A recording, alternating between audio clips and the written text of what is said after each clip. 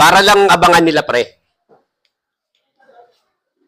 Sa mga susunod na araw, guest ko si Ate Vilma Santos. Napaunlakan niya ako, pre. Napaunlakan ako ni Vilma Santos. Ni Miss Vilma Santos. So, hintayin po ninyo. Mapapanood nyo, may interview ko si Vilma Santos. Sigurado po yan. Hindi kayo mabibigo. Abangan nyo yung interview ko kay Miss Vilma Santos. Okay po? Na ini-schedule na lang po namin yung availability ni Miss Vilma Santos. So, magugulat na lang po kayo pag-upload ko. Kausap ko na si Vilma Santos, si Miss Vilma Santos.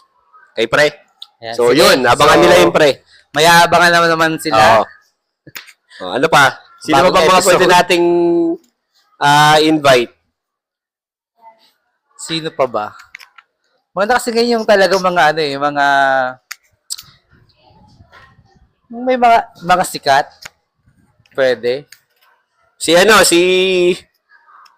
Meron, sa grade 8 yun sa grade 8 teacher yun, pre. Magaling magsayaw yun.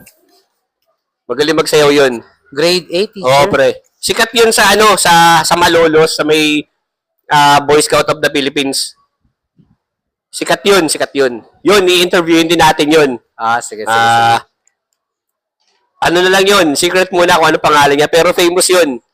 Sigurado yun, pag yun, nakasama ko sa ganitong kwentuhan, maraming views ang, makakarating yun baka sa buong Region 3, makarating yung namin yung kwentuhan namin.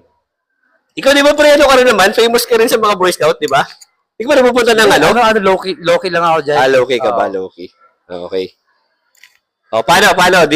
Kasi magto 12:30 na magtrabaho ka na ng Marangal.